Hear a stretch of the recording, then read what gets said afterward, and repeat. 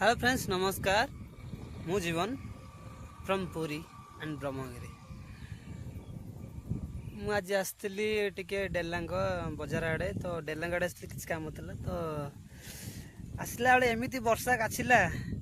भाई कौन कहे पूरा देह मुंड पूरा ओदा भाई मो पैंट फैंट सब ओदा गाड़ी फाड़ी फोन भी ओदा सब ओदा किंतु एडी धीरे धीरे भी या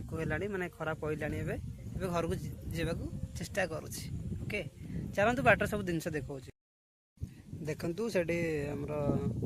विश्वनाथ मंदिर जो पहाड़टा से देखा मंदिर देखा व्हाइट कलर बाकी सब ये जगह एक्चुअली मुझे आसती मो पीसा घर आड़े सी आड़े मोर जो पहाड़ देखा से सैड्रे घरटा आईपटे जगह एमती एपटे सब तो मैंने ये रुआ रुई हो गला कि आम आड़े रुआ रुई हवाक नहीं धान चाष हवाक नहीं एपर्यंत तो चलतु आगू देखिए कौन तो फ्रेंड्स मुझे आसगला डेलांग रोड रे जाऊँगी मैंने ब्रह्मगिरी भी जाऊँगी रिटर्न देखिए कहीं ना मुझे एका गाड़ी चलैकी आसते एका ही जाऊँगी तो आग रोडटा देखी दिखाँ यहाँ हूँ आमर